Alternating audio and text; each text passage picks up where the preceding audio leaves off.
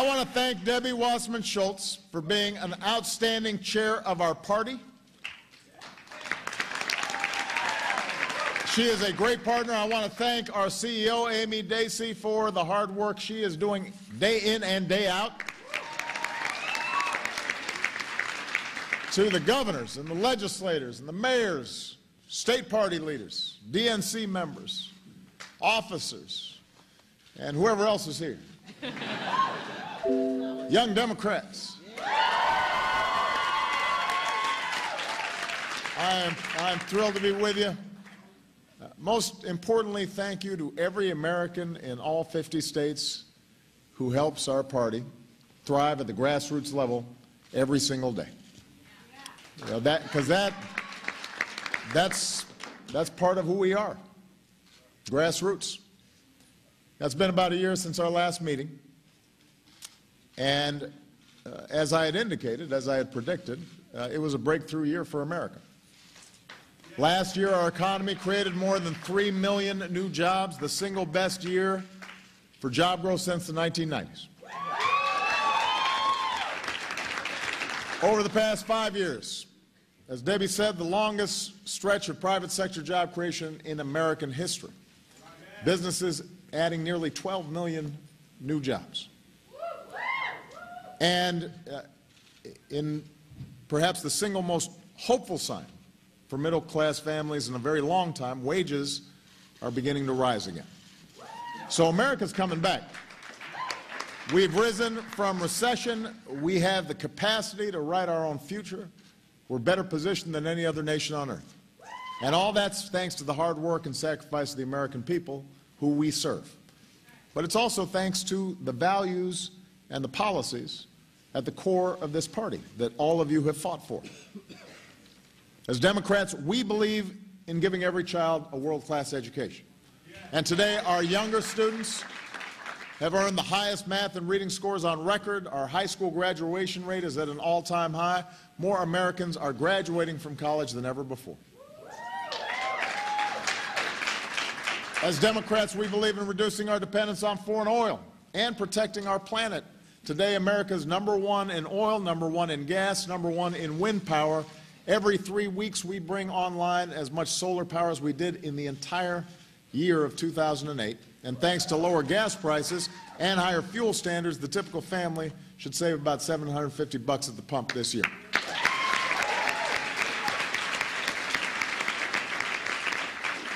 As Democrats, we believe in sensible rules that can prevent financial crisis and shield families from ruin and encourage fair competition.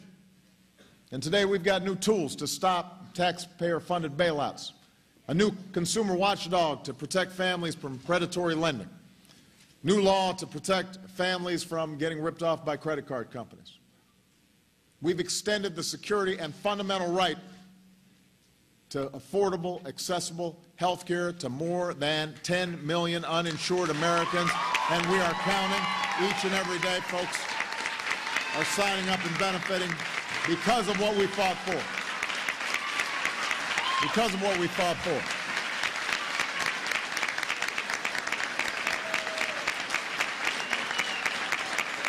Because of what you fought for. Now, sometimes, you know, because the news cycle is so quick, we forget how all this came about and the debates that we had last year or 2 years or 4 years or 6 years ago. I just want everybody to remember that at every step as we made these policies, as we made this progress, we were told by our good friends, the Republicans, that our actions would crush jobs and explode deficits and destroy the country. I mean, I want everybody to do a fact check and go back 2009, 2010, 11, 12, 13. Just go back and look at the statements that were made each year by these folks about all these policies. Because apparently they don't remember. But the facts are before us. The economy kept growing. Stock market has more than doubled, restoring the 401ks of millions of people. Our deficits are down by 2/3. I always find it curious that when a Democrat's president, deficits go down, Republicans president, and then deficits are going up, and yet they try to take on the mantle of fiscal probity. Our auto industry is firing on all cylinders. None of this is an accident. It's not an accident that America is creating jobs faster than any time since the last time a Democrat was president. It's not an accident that our manufacturers are creating jobs for the first time since the last time a Democrat was president. It's not an accident that healthcare inflation is running at the lowest rate in almost 50 years and that our deficits are falling faster than they have in 60 years. Thank you. It's because we believe in middle-class economics. We believe in the idea that this country does best when everybody gets a fair shot. Everybody's doing their fair share. Everybody has to play by the same rules. Not top-down economics, not trickle-down economics. If we were actually to look at the evidence, it's pretty clear whose theory of how to grow the economy and make sure American people are prospering, which theory works. We know their ideas don't work. We remember. Middle-class economics, that works. Expanding opportunity, that works. Now, I say all this not to be complacent, but precisely because we've got more work to do. Our job is not done. We still have a lot of progress to make to ensure that prosperity reaches everybody who goes to work early or studying late into the night, who's scrimping and saving from every paycheck to try to send their kids to college or try to retire with dignity and respect. Everybody who has the privilege of serving the American people has to ask him or herself a fundamental question. Are we going to accept an economy where only a few of us do spectacularly well, or will we build an economy that generates rising incomes and opportunities for everybody who is willing to work hard, everybody who's willing to make an effort? That's the question that we face at this moment. And now that their grand predictions of doom and gloom and death panels and Armageddon haven't come true, sky hasn't fallen, Chicken Little's quiet.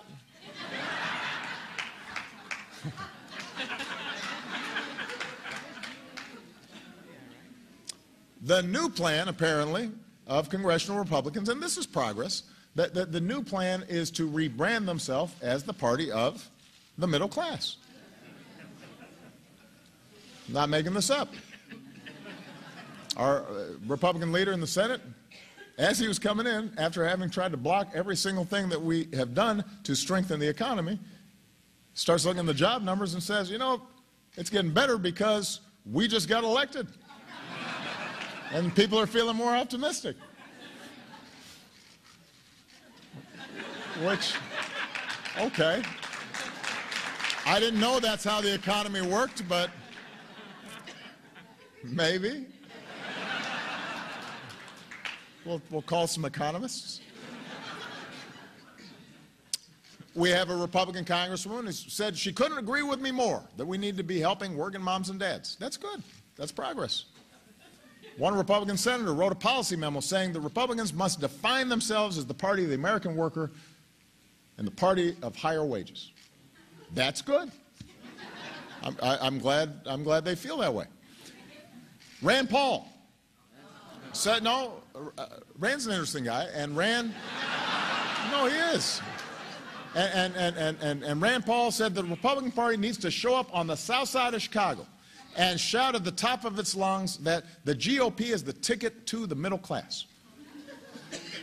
I think that's encouraging that he wants to go to the south side of Chicago. I want I want parties to compete everywhere. I think that's a good thing. And I was just home on the south side of Chicago yesterday, and I guarantee you that Senator Paul would be welcome there. We are a friendly bunch. I mean, it's a little strange if people show up and just start shouting at the top of their lungs, but we're friendly, and it'd be okay. But I will say this. So I am encouraged that they're speaking about middle class and speaking about wages. But there is this old saying that you can't just talk the talk. Donna, you got to do what? You got to walk the walk. We've been walking the walk. And if Republicans are serious about taking on the specific challenges that face the middle class, if they are prepared to walk the walk, we should welcome them. I'll welcome their ideas. There's nothing I'd like more than an opposition party that is willing to engage with us and work with us on these issues. Maybe they've got different ideas, but genuine ideas about how young people can go to college, or how we can make sure that workers are getting raises when the CEO of the company has seen their compensation go up 50% or 100%. If they've got concrete ideas on these issues, I want to hear them. I've been saying that to them since I came into office. But so far, at least, the rhetoric has not matched the reality. If you want to help working moms and dads, you can't just dismiss things like child care and paid leave. Work with us to treat them like the economic priorities that working families know they are.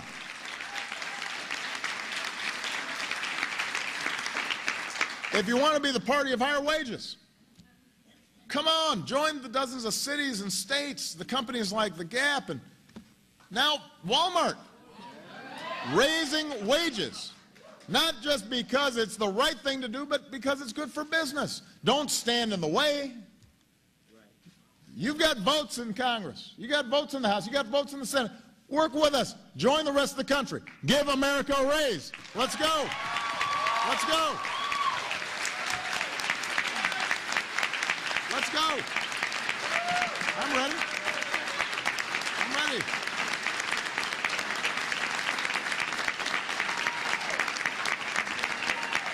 If you are serious, if you're really troubled with income inequality,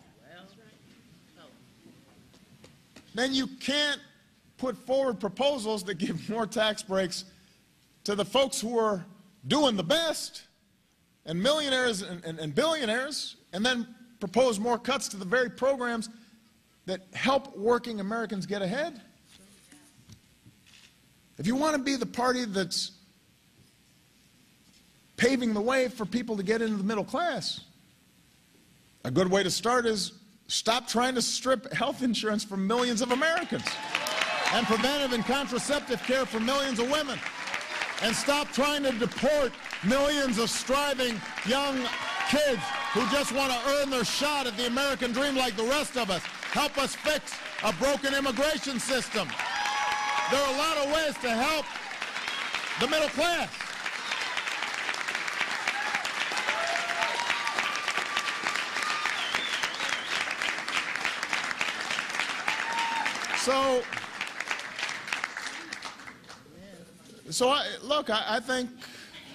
I think the shift in rhetoric that they're engaging in is good if it actually leads them to take different actions. If it doesn't, then it's just spin. If it doesn't, if you're just trying to repackage the same top-down economics and use the words middle class attached to it, if you're just going to keep on cutting taxes at the top and not raise minimum wages for folks who are struggling, then it's just spin. You're trying to bamboozle folks. And looking backward is not the answer. We've got to look forward. All of us as Americans. And Democrats, we've got to be the party that recognizes and responds to what Americans really face in a 21st century economy. Our brand of middle-class economics is very specific. We detail it. Here's what we are going to do. We can show you how it's going to help middle-class families and folks striving to get in the middle class. If we want to offer young people a stronger start, we want to work to make sure that families have more security in a world of constant change. And so we list out how we're going to help folks afford college. We specify how we're going to provide health insurance to folks who don't have it. We talk about how we can help the young family buy a home or the family entering into middle age or retirement that they can count on. And that means we have to stop treating things like child care and paid leave as side issues or women's issues. We've got to treat them as economic priorities. It means we got to stand up for unions. It means that we got to make sure that women are earning what men do for doing the same job. It means we support a fair living wage. We're very specific about how we want to help ordinary folks.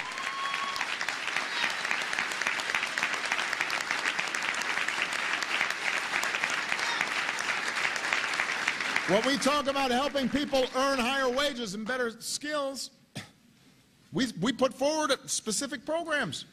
Here's more opportunities for job training. Here are apprenticeship programs that give workers the chance to earn higher paying jobs even if they don't have a higher education. Here's how we are going to help Americans burdened with student loans reduce their monthly payments. Here's how we're going to make community college free for every responsible student who wants to improve their lot in life. Here's our program. What's yours? Tell us how you're helping middle-class families, because we got an agenda, and we know it works. Don't just talk about it.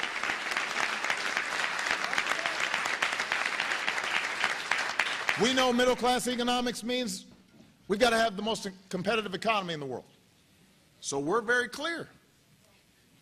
Here's how we're going to help businesses churn out good jobs for Americans to fill. And that means working to build a modern transportation and communication system. It means helping more companies sell goods overseas with strong new trade agreements that aren't just free but fair and level the playing field for American workers. It means investing in the research and technology that unleashes new jobs and new industries right here in America. We're very clear and specific. It's right there about how we can do it. And we know it works because we've seen it work before. We know middle-class economics means getting rid of special interest giveaways in our tax code for folks who don't need them, so we can actually give tax breaks to middle-class families who do need them. We know that if we close loopholes that reward companies that stash profits overseas, we can reward companies that invest here in America. We know that if we close loopholes that allow the top 1% to avoid paying taxes on their accumulated wealth, we can use that money to help more middle-class families pay for child care and send their kids to college, and that will help the entire economy grow. We need a tax code that helps working Americans trying to get a leg up in this new economy, and that's what we're fighting for. And so we don't just talk the talk. We're walking the walk. Every day. I'm telling you, Democrats, we should never worry about fighting for these issues because they are not only right. The American people stand right beside us on most of those issues. Sometimes that gets lost with all the money that's being spent by outside forces and the distortions and confusion. But when you actually look at, do the Americans agree with our policies? Do they think these policies would help them? And when there's a fair presentation of the policies the other side is offering, the American people are with us every time. But maybe we'll bring them around. And I think there are actual places where we can work together, like reforming America's criminal justice system so it protects and serves all of us and it is fair. And I'm looking forward to working with them. But until they start wanting to walk and not just talk, we're going to keep offering the American people something better. We're going to offer the American people a vision that believes in opportunity not just for a few, but for everybody.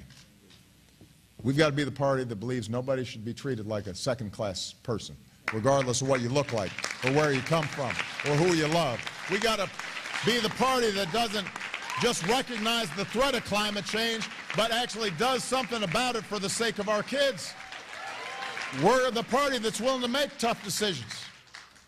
We've got to be the party that practices a better kind of politics, not just in Washington, but in every community in America, and that appeals to the basic decency of the American people, that sees our differences as a source of strength, that give young people a sense of purpose and possibility, and ask them to participate in our great democracy, that appeals not to fear, but to hope. Because this is not just about us in this room. This is not just a sports contest. This is not just about who's up and down at any given point. It's not about notches on a belt. It's not about ideological battles and proving how smart you are. It's not about the back and forth of politics. It's about doing things that make people's lives better. It's about doing things that make us confident that America will continue on this upward trajectory that began so many years ago. It's about making this nation we love more perfect. We are Democrats. We don't just want people to share in America's success. We want to see everybody contributing to America's success and building a smarter and stronger economy, forging a better and kinder society, and writing the next great chapter in this great country's amazing story. That's what we're doing together. Still moving forward. Thank you, Democrats. God bless you.